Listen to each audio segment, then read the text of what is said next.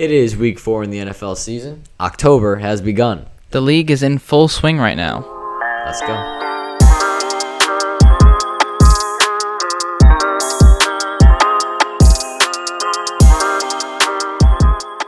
Lots of trades again this week, as per usual in this league, because no league is like this league. Have 17 trades total this week. 17 Crazy. trades total, 18 last week. Yeah. And we're going to start off with a pretty big deal going on. I acquired Nick Chubb. He's been in the transactions last week. He was in there, Every week. He was in there twice. Yeah. And now he's on my team. But he's going to be here to stay because he's one of my favorite players. The deal goes Nick Chubb, Juju, and Freiermuth to me for Miles Sanders, Mike Gesicki. Barry Sanders? Barry Sanders, the GOAT. Okay. Antonio Brown and Jalen Waddle. Deal will be up here. And there's a bunch of superstar deals like that. Johnny, what's the next one? The next trade we have between Sean and Christian. We have Lamar Jackson, Calvin Ridley, and Kenyon Drake going to Christian for James Conner, Dak Prescott, and Tyler Lockett.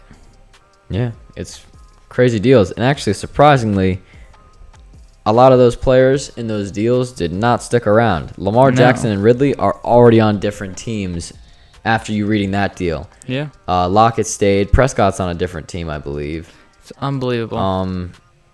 And the next trade, we'll just show a bunch of trades right here that happened. But a lot of those players aren't even on the same team anymore. I know. I'll just go to the most crazy. recent ones because I feel like that'll catch us up. Alex just recently traded away Rondell Moore and Antonio Brown for Cordero Patterson. An interesting investment. It's a bench trade, but Cordero Patterson can end up being a big payoff if he steps into that role again. He's been having a surprisingly underrated season as that running back too in that Atlanta system. Yeah, definitely. Not someone you would think would be a very impactful player because he's not a true running back. He was a receiver and a returner, but definitely making some waves in fantasy. Yeah, definitely turning heads. Yeah. And Sean, a.k.a. Alex's team, he coined that joke because most of his team was Alex's. Yeah. Due to a lot of trades during week 2 and week 3. But now he doesn't really have much of Alex's players anymore because he traded them all away for better players. Here's his current lineup, much different than last week. But his most recent trade was Dak Prescott, Terry McLaurin, Robert Woods, George Kittle, and a 7th to Jake for CeeDee Lamb, DJ Moore, Jalen Hurts, Logan Thomas, and an 11th. That's a big trade. It's a big deal, yeah. And actually, one of the biggest deals, obviously, other than the beginning of the week, Tyreek Hill. He's on the move. He's another first rounder that was in the trade. Do you have that one? No, I do not have it right here. Okay. Sorry. It's all good. Tyreek Hill, Joe Mixon, and Odell Beckham to Jenny for McLaurin, Dalvin Cook, and McKissick. Dalvin Cook, 2nd overall pick on the move again. Yeah. Tyreek Hill, just another first rounder that got traded. So yeah, those are the trades for this week. Yeah. Here are the standings and power rankings for week 3. We also have the closest game and the biggest blowout of week 3. Yeah, 41.8 points. It's a lot. Congrats to Jake. Yeah. Jumping into our next segment, Attaboy. Players who had good performances, and we just want to give them a little pat on the back. I'm going to start with Peyton Barber, putting up over 20 points. Wow, for a running back. 21.7 points, having 23 rushing attempts for 111 rushing yards, and a rushing touchdown, as well as 3 catches for 31 yards. Wow. Pretty solid. Yeah. For a, third string running back? Yeah, Josh Jacobs is hurt, so he comes in. Yeah, I mean, I would say he did really well. Definitely someone to monitor for week 4. Yeah, definitely. If Josh Jacobs doesn't play, I mean, he can be that guy. I think so. I'm going to go with, I feel like the clear and obvious choice for some people is the MVP frontrunner at this point. Really? Yeah, I would say so. Matthew Stafford. I like that. He went up against the Bucks defense, ranked roughly 3rd in the league Mm-hmm. all around, and he tore it up. He tore them up. He totally did. In a 34-24 win, he dropped 35.95 points in basic leagues Mm-hmm. and 343 passing yards, 4 touchdowns. Wow. Yeah. Pretty solid. He looks really good on that LA Yeah. Rams team. I know. I mean, we all knew he'd be good, but wow, he's crazy. I know. And now for this week's start and sit. I'll go first. I chose to start Derrick Henry at the Jets. I feel like this is an obvious pick, Yeah, even if he without a wasn't. doubt. Yeah, even if he wasn't playing the Jets. But you had to say it. I mean, He's on a roll. not just on a roll. He's playing one of the worst teams in the league.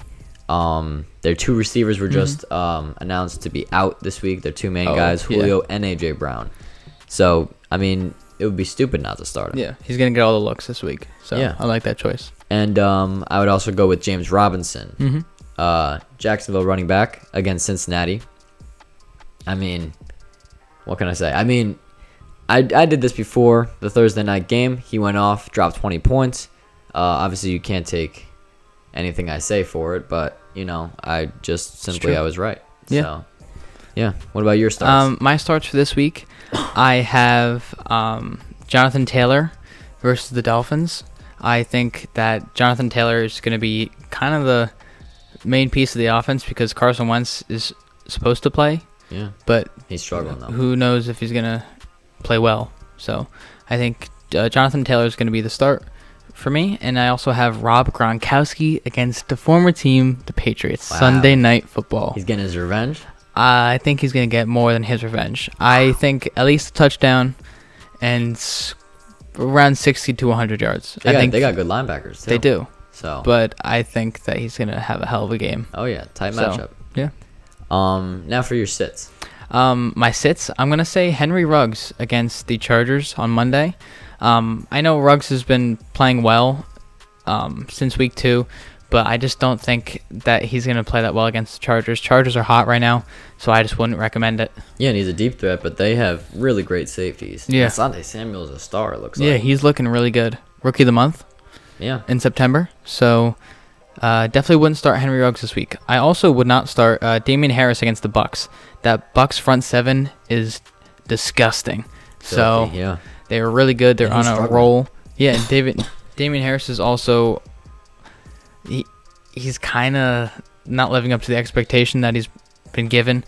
Yeah, definitely. So I just wouldn't start him this week either. Who do you got? I mean, he also has Ramondre Stevens coming back from injury, I think, this week. So Yeah.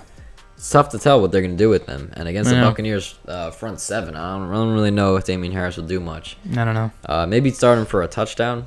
Maybe he'd get one. I don't really think I don't so. know. He's not even really a receiving back, is he? Not really. So Yeah, for my sits, I'm gonna go with I'll go with one surprise pick. I'm gonna go with DeAndre Hopkins versus the Rams. He's battling injuries. He has low targets as of now. He'll probably catch fire later in the season, Yeah. but he's going up against a really good Rams team. Jalen Ramsey is perfectly healthy. Yeah. DeAndre Hopkins not perfectly healthy, not getting the targets. I would go with the sit for this week. He'll probably be underwhelming against a really good defense. And finally, I'm going to go with Jamar Chase versus Jacksonville. Again, another Thursday night decision. So you have 2 guys that I'm giving you, but Jamar Chase, I would go with the sit only because, I don't know, I just felt like it was just the way to go. I feel like 4 touchdowns in 3 games. I wasn't sure if he could keep it's a that lot to streak ask. up. Yeah, and it's Thursday night game, prime time. Rookies normally don't have the best games on that. Oh yeah. Prime time is not welcoming for rookies. Yeah. So But he did all right with Yeah. 10 points. But in 12-man leagues, 10 points isn't just that great? enough. Yeah. Honestly. All right, so we'll jump right into rivalry games for Week 4. Yeah. Everybody get your popcorn ready for week 4. Let's go. The first one, pretty obvious pick if you know the league. It's Jenny versus me. That was the championship matchup last year. I'm really excited to take him on. One of the best teams this year. Here's both of our lineups if you'd like to take a look. It's going to be a tight one. I have think James so. Robinson He has Joe Mixon. So both the running backs who played in Thursday night game. Thursday night game. So we're already off to a hot start. 20 points, 13 points. We'll see what happens, but Definitely this something should be to a good monitor. matchup. Yeah. Next we have Sophia versus Craven. Two of the upper echelon teams in the league. Definitely, yeah. Both division leaders. Yeah, both leading their divisions. Just something to cover for this week. Definitely going to be a close, tight-knit game. Oh, yeah, for sure. And finally, we have Jake versus Sean. Of course, the better teams in our league. Yep. Jake's built a pretty decent team, same as Sean. Sean's the number one, though, so yeah. we had to he include is the him in the top powerhouse. 3, We had to. I mean, he's the best team in the league right now, and if any other playoff team that's in the playoff race is playing him, instantly a top 3 matchup. Oh, yeah, without a doubt. So, Jake, congrats. Sean carried you to this matchup. Yeah. Yep. And that's pretty much it for this week's video. Yep. Make sure to like and subscribe, and that's it. We will see you guys next week. Yep. Tweet us at League of Beasts or WCT 2021. Take care, everyone.